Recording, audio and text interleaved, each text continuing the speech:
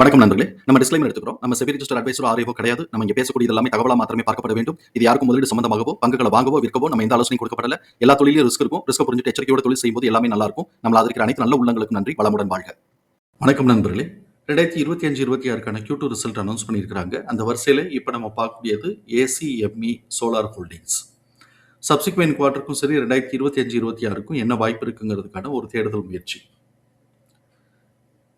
இவங்களுடைய அனாலிசிஸ் பார்க்கறதுக்கு முன்னாடி இவங்களுடைய சம்மரியில் என்ன இருக்குன்னு பார்ப்போம். இப்போ இந்தியாவில் இருக்கக்கூடிய இதில் பார்த்தோம் அப்படின்னு சொன்னால் கரண்ட் பவர் ஜெனரேஷன்ஸில் 35 ஜெகாவாட்ஸ் கெப்பாசிட்டி ஆட் ஆயிருக்கு இந்த வருஷத்தில் மாத்திரம். இப்போ ஜனவரி டு அக்டோபர் வரைக்கும் இருக்கக்கூடிய காலகட்டங்களில் 35 ஜெகாவாட்ஸ் கெப்பாசிட்டி ஆட் ஆயிருக்கு. ஓவராலாக ரெனியூபிள் எனர்ஜியோட இது ஆட் ஆயிருக்கு.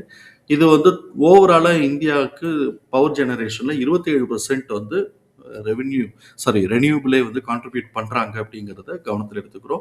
பிளஸ் இப்போ ஜிஎஸ்டி இப்போ குறைச்சிருக்கிறது இவங்களுக்கு ஒரு அட்வான்டேஜா இருக்குங்கிறதையும் கவனத்தில் எடுத்துக்கிறோம். இப்போ இவங்களுடைய ஏசிஎம்இயோட சோலாரோடைய ஆப்ரேஷனல் ஹைலைட்ஸ் எப்படி இருக்குன்னு பார்க்கலாம். இவங்க ஹோல்டிங் இந்த கம்பெனியோட இது பார்த்தோம்னாக்கா 378 ஜிகாவாட்ஸ் இது வரைக்கும் அவங்க கமிஷன் பண்ணியிருக்கிறாங்க. இவங்க டார்கெட் டுவர்ட்ஸ் எதை நோக்கி போயிட்டு இருக்கிறாங்க, 450 மெகாவாட்ஸ் அதை நோக்கி போயிட்டு இருக்கிறாங்க இந்த வருஷத்துக்கு, ஃபினான்ஷியர் 2016க்காக.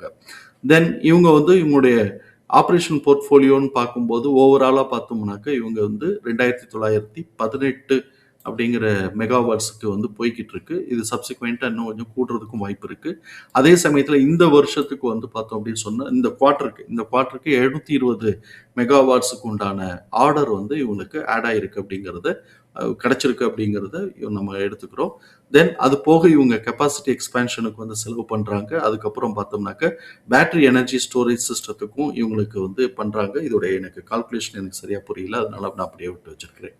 இப்போ இவங்களுடைய அனாலிசிஸ்குள்ள போவோம். ட்ரெண்ட்லைனை பொறுத்த வரைக்கும் இவங்க மிட்ரேஞ்ச் பெர்ஃபார்மருங்கிற கிளாசிஃபிகேஷன்ஸ்குள்ள வராங்க. High financial strength, mid valuation, டெக்னிக்கலா மொமெண்டம் நியூட்ரல் இருக்கு. அனாலிசிஸ்ட் பிரைஸ் டார்கெட்டா 354 டார்கெட்டை அப்சைட் பண்ணியிருக்காங்க. நம்ம இந்த வீடியோ ரெக்கார்ட் பண்ணக்கூடிய தருணத்தில் 237ங்கிற லெவலில் ட்ரேட் க்ளோஸ் ஆயிருக்கு. இவங்களுடைய பிஇ ஜோன் செக் பண்ணும்போது நியூட்ரல் ஜோன் காட்டிக்கிட்டு இருக்கு. ஸோ இப்போ நியூட்ரல் ஜோன் காட்டிக்கிட்டு இருக்கு அப்படின்னு சொன்னால் அப்படி இன்னும் கொஞ்சம் இன்க்ரீஸ் ஆச்சு அப்படின்னு சொன்னாக்க அது இது நமக்கு கெயினை ரெக்கவரி பண்ணக்கூடிய ஜோனுக்குள்ள வந்துடும். அப்போ செல் ஜோனுக்குள்ள வந்தாலும் ஆச்சரியப்படுறதுக்கு இல்லை. இப்போதைக்கு நியூட்ரல் ஜோன்ல இருக்கு. பெர்ஃபார்மன்ஸஸ் இன்க்ரீஸ் ஆயிடுச்சுன்னா எகெயின் திருப்பி இவங்க பை ஜோனுக்குள்ள ஓடியாந்துருவாங்க. இவங்களுடைய ஃபண்டமெண்டல் கீ மெட்ரிக்ஸ்ல adequate level of liquidity position maintain பண்றாங்க.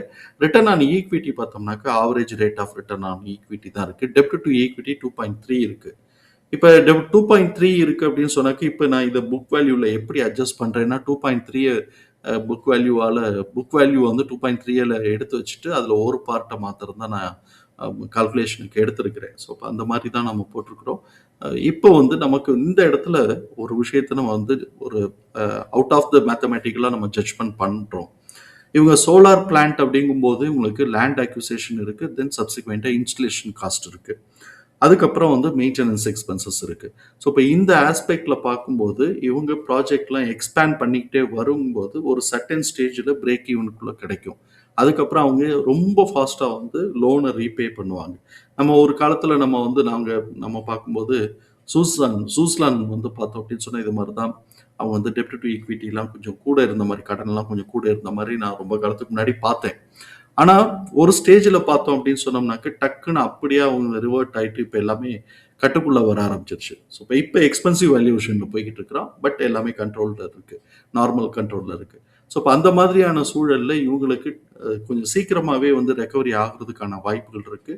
ஸோ இப்போ இதை ட்ரேடர்ஸ் இதை கூட கன்சிடர் பண்ணாம எடுத்துட்டு போறாங்களா அப்படிங்கிறதையும் நம்ம கவனத்தில் எடுத்துக்கிறோம். ஆனால் நம்மளை பொறுத்த வரைக்கும் அதெல்லாம் அட்ஜஸ்ட் பண்ணிட்டு நம்ம ரிஸ்க் எந்த அளவுக்கு எடுக்க போறோம் அப்படிங்கிறதுல ரொம்ப தெளிவாக நம்ம இருந்துட்டோம்னா அதுக்கு மேலே கிடைக்கிறதெல்லாம் போனஸ் அப்படின்னு சொல்லி நம்ம வச்சுக்கலாம். ஸோ இப்போ நம்மளை பொறுத்த வரைக்கும் அட்ஜஸ்ட் பண்ணுறோம். ஆனால் இந்த மாதிரியான ரெனியூபிள் எனர்ஜி கம்பெனிஸுக்குலாம் சீக்கிரமாக ரெக்கவரி கிடைக்குது அப்படிங்கிறது நம்மளுடைய அனுபவத்தில் பார்த்துருக்குறோம். இந்த கம்பெனிக்கு அந்த மாதிரி கிடைச்சதுன்னா well and good. PE expensive valuation, PB நம்மளை பொறுத்த வரைக்கும் இந்த அட்ஜஸ்ட்மெண்ட் பண்ணினோம்னா எக்ஸ்பென்சிவ் வேல்யூஷன் தான். பீட்டா ஸ்கோர் 1.01ங்கிறதுனால ஹை வாலட்டிலிட்டிங்கிறதையும் கவனத்தில் எடுத்துக்கிறோம். ட்ரெண்ட் லைனில் பார்ட்டிசிபேட் பண்ணக்கூடிய அனாலிசிஸ்டுடைய ஃபோர்காஸ்ட் எப்படி இருக்குன்னு பார்க்கலாம். ரெவென்யூ ஃபோர்காஸ்ட் பார்க்கும்போது இவங்க ரெவென்யூ ஃபோர்காஸ்ட் வந்து இப்போதைக்கு பார்த்தோம் அப்படின்னு சொன்னா, இந்த வருஷத்துக்கு வந்து கிட்டத்தட்ட வந்து உங்களுக்கு ஒரு 50% 50% to 60% வந்து குரோத்துக்கான ஆப்பர்ச்சுனிட்டி இருக்குன்னு எதிர்பார்க்குறாங்க. இபிஎஸ் உடைய ஃபோர்காஸ்ட் ஆனுவலைஸ்டா பார்த்தோம்னா 66% குரோத்துக்கான ஆப்பர்ச்சுனிட்டி இருக்குன்னு எதிர்பார்க்குறாங்க. இப்போ இது எல்லாமே அட்ஜஸ்ட் ஆக ஆரம்பிக்கும். ஸோ இப்போ இந்த இடத்துல குவார்ட்டர்லி பெர்ஃபார்மன்ஸஸை பொறுத்த வரைக்கும் இயர் ஆன் இயர் கம்பேரிசன்ங்கிறது செப்டம்பர் 2025 செப்டம்பர் 2024 கம்பேர் பண்ணும்போது குவார்ட்டர்லி ரெவென்யூ 103% இன்க்ரீஸ் ஆயிருக்கு. குவார்ட்டர்லி நெட் ப்ராஃபிட் பார்த்தோம்னா 652% இன்க்ரீஸ் ஆயிருக்கு இயர் ஆன் இயர்ல. Q to Qன்னு பார்க்கும்போது கிட்டத்தட்ட ஒரு 16-17 கோடி ரூபாய்க்கு ரெவென்யூ இன்க்ரீஸ் ஆயிருக்கு. ப்ராஃபிட் பார்த்தோம்னா நெட் ப்ராஃபிட் வந்து ஒரு 15 கோடி ரூபாய்க்கு குறைஞ்சு போயிருக்கு. அதனால இபிஎஸ் உடைய லெவல் 0.3 கம்மியாகி 1.9 இருக்கு. இபிஎஸ் உடைய டிடிஎம் லெவல் 8ன்னு வந்திருக்கு. ஸோ இப்போ 8ன்னு வந்திருக்கு. இன்க்ரிமெண்டல் ட்ரெண்ட்ல தான் இந்த 3 குவார்ட்டரை நம்ம கம்பேரிசன்ல எடுத்தோம் அப்படின்னு சொன்னா இன்க்ரிமெண்டல் ட்ரெண்ட்ல இருக்கிறாங்க. ஸோ இப்போ இந்த இடத்துல இன்க்ரிமெண்டல் ட்ரெண்டுக்கு வர்றதுனால அப்சைட் மூவ்மெண்ட்டுக்கான பாசிபிலிட்டிஸ் இருக்கும். சப்சிக்வெண்டா கீழே வந்து டிக்ரீஸ் ஆகாம அப்படியே மெயின்டைன் பண்ணாங்கன்னா அப்சைட் மூவ்மெண்ட்டுக்கான பாசிபிலிட்டிஸ் ஹையா இருக்கும். ஸோ இப்படிப்பட்ட இந்த சூழலில் எம்எஃப் தன்னுடைய ஹோல்டிங்கில் 0.03% இன்க்ரீஸ் பண்ணி வச்சிருக்கிறாங்க. இன்ஸ்டிடியூஷன்ஸ் 41% குறைச்சி வச்சிருக்கிறாங்க. எஃப்ஐஎஸ் 19% குறைச்சி வச்சிருக்கிறாங்க. இந்த அட்ஜஸ்ட்மெண்ட்டுக்கு பிறகு எம்எஃப் உடைய ஹோல்டிங் 4.1% ஆகும். இன்ஸ்டிடியூஷன்ஸ் உடைய ஹோல்டிங் 12% ஆகும். எஃப்ஐஎஸ் உடைய ஹோல்டிங் 5.6% ஆகும் இருக்கு. இதுவும் நம்ம நிறைய கம்பெனிஸ்ல பார்த்ததை காட்டிலும் கொஞ்சம் கூடவே தான் எஃப்ஐஎஸ் அண்ட் இன்ஸ்டிடியூஷன்ஸ் உடைய ஹோல்டிங்ஸ் வந்து கொஞ்சம் கூடவே தான் இருக்கிற மாதிரி இருக்கு. பார்ப்போம் ட்ரேடர்ஸ். இவங்களுடைய இபிஎஸ் தகவல்களை நம்மளோட எக்ஸல் ஃபார்மேட்டில் நம்ம போட்டிருக்கிறோம். நம்ம இங்கே கவனிக்கக்கூடியது நம்ம எடுத்திருக்கக்கூடிய புக் வேல்யூ 34. நான் ஏற்கனவே சொன்ன மாதிரி அவங்க டெப்ட் டு ஈக்விட்டி 2.3 இருக்கு. அதை புக் வேல்யூவில் டிவைட் பண்ணும்போது நமக்கு அதில் இருக்கக்கூடிய ஒரு பங்கை மாத்திரம் தான் எடுத்துக்கிறோம். 34 நமக்கு கிடைக்குது. ஃபேர் ப்ரைஸ் வந்து 78ஆகவும் கரண்ட் ப்ரைஸ் 236ஆகவும் ஃபேர் ப்ரைஸ் கரண்ட் ப்ரைஸோட ரேஷியோ 3ஆகவும் இருக்கு. ஸோ இப்போ 2க்கு மேலே போனால் 2 கிட்டக்கு வந்தாலே நம்ம வந்து எக்ஸ்பென்சிவ் வேல்யூஷன் தான். இவன் வந்து 2 தாண்டி 3ன்னு போயிருக்கிறதுனால எக்ஸ்பென்சிவ் வேல்யூஷன் தான். இப்போ இந்த இடத்துல இருந்து சப்சிக்வெண்ட்டாக மேலே ஏற போறானா இல்லை கரெக்ஷன் எடுக்க போறானான்னு நம்ம பார்க்கணும். இப்போ 2.5 இருந்ததுன்னா 195 தான் இதோடைய வேல்யூ வருது நம்ம இப்போ பார்க்கக்கூடிய கண்டிஷன்ஸில். ஸோ இப்போ அவன் 195 டச் பண்ணிட்டு எகைன் திருப்பி மேலே ஏறிக்கிட்டு இருக்கிறாங்கிறத கவனத்தில் எடுத்துக்கிறோம். அதனால இவன் வந்து இதுக்கு மேலே போறானான்னா எக்ஸ்பனன்ஷியல் ஃபார்முலால நம்ம கிடைச்சிருக்கக்கூடிய ப்ரைஸ் ரேஞ்சஸை நம்ம பார்க்குறோம். பட் நம்மளை பொறுத்த வரைக்கும் இது எக்ஸ்பென்சிவ் வேல்யூஷன். அதனால நம்ம வந்து ஜாக்கிரதையாக தான் இருக்கணும். எக்ஸ்பனன்ஷியல் ஃபார்முலால நம்ம கிடைச்சிருக்கக்கூடிய ப்ரைஸ் ரேஞ்சஸை நம்ம சார்ட்டில் மார்க் பண்ணியிருக்கிறோம். அடுத்த குவார்ட்டருடைய ஆக்சுவல் ரிசல்ட் வர்ற வரைக்கும் இவங்களுடைய இது வந்து மொமெண்டம் எப்படி இருக்க வாய்ப்பு இருக்கு அப்படின்னு சொல்லிட்டு நம்ம பார்க்கணும். கரண்ட் இபிஎஸ் உடைய டிடிஎம் 8, அது ஆவரேஜ் பண்ணும்போது 2ன்னு வருது. இதுதான் நெக்ஸ்ட் குவார்ட்டருக்கான ஆவரேஜ் எஸ்டிமேட்டட் இபிஎஸ். நெக்ஸ்ட் குவார்ட்டருக்கு எக்ஸிட் ஆக போகிறது 1.90. ஸோ இப்போ ஆல்மோஸ்ட் 0.1 தான் கூட இருக்கு. இது ஸ்டாக்னேஷன் வச்சுக்கலாம், இல்லாட்டி இன்க்ரிமெண்டல் ட்ரெண்டு தான். பட் வந்து 0.1ங்கிறத கன்சிடர் பண்ணாமல் அதை பார்த்தோம்னாக்க ஸ்டாக்னேட் ஆகுது. குமுலேட்டிவ் ஆவரேஜும் 2.05 அப்படிங்கும்போது இது மூணுமே ஆல்மோஸ்ட் வந்து ஸ்டாக்னேட் ஆகுது. ஆனால் 0.1 கொஞ்சம் கூட இருக்கிறதுனால ஒரு அப்சைட் மூமெண்ட் கொடுக்கலாம். ஆனால் அது எந்த அளவுக்கு சஸ்டைனபிளாக இருக்கும் அப்படிங்கிறது நமக்கு தெரியல.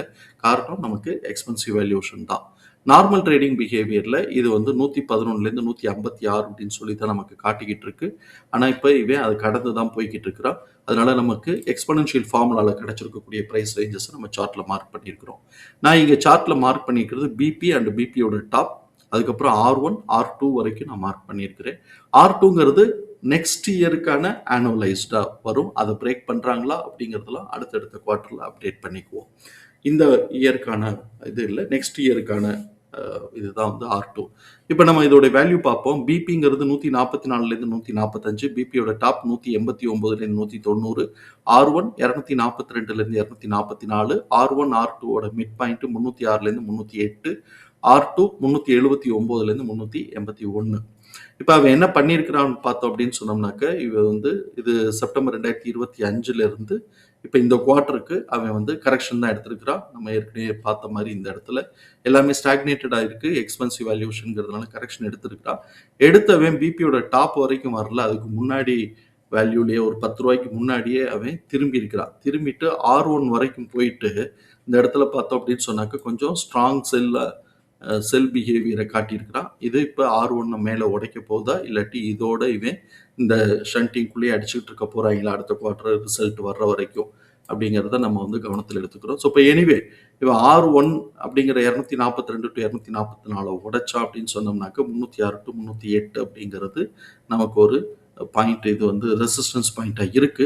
ரூ. 10க்கு முன்னாடியே இவன் டர்னிங் பாயிண்ட் எடுக்கிறதுனால இதுலயும் ரூ. 10க்கு முன்னாடியே டர்னிங் பாயிண்ட் எடுக்கிறதுக்கும் வாய்ப்பு இருக்குங்கிறத கவனத்தில் எடுத்துக்கிறோம். தகவல் பயனுள்ளதா இருக்கும் நம்புறோம். தகவல் பயனுள்ளதா இருந்ததுன்னா சங்கருக்கு ரொம்ப சந்தோஷம். நம்மள ஆதரிக்கிற அனைத்து நல்ல